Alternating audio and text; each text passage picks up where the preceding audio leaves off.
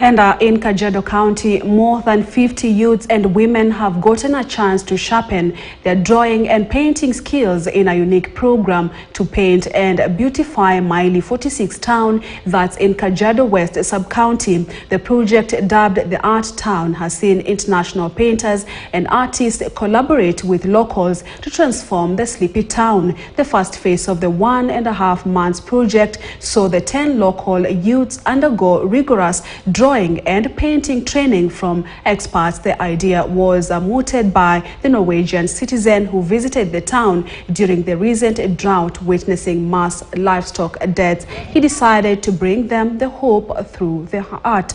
Currently, at least 150 business kiosks has been painted artistically, and some of the kiosks have drawings passing different messages, especially to the youth and the community.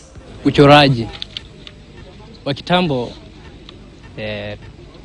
ilikuwa najua kuchora, lakini mradi huu umekuja kutusaidia kuinua kipawa chetu cha kuchora.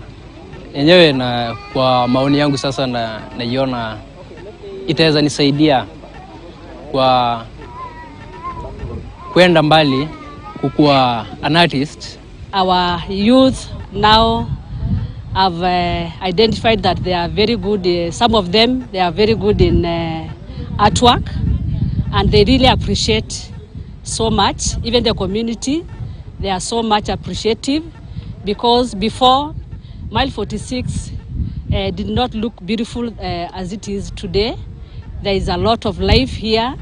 Even everybody is appreciative because of the life of these colors we are seeing here. So we are so much grateful for the good work that has been done. From the inception of this project is 1 month and some few days. We have actually had youth volunteering to beautify this town. Not on money, but because of the love of transforming their village. Ilikuwa kama msituni, lakini saizi imekaa town. Imetubadilishia, manyumba zimejulikana. Kama ni duka ya chakula imeandikwa shop, kama ni ya ushanga kama hii yangu imeandikwa ushanga shop. So sisi naona imetusaidia. Going forward, we hope that the people who are doing businesses in this kiosk can be given entrepreneurial skills to help expand their businesses. And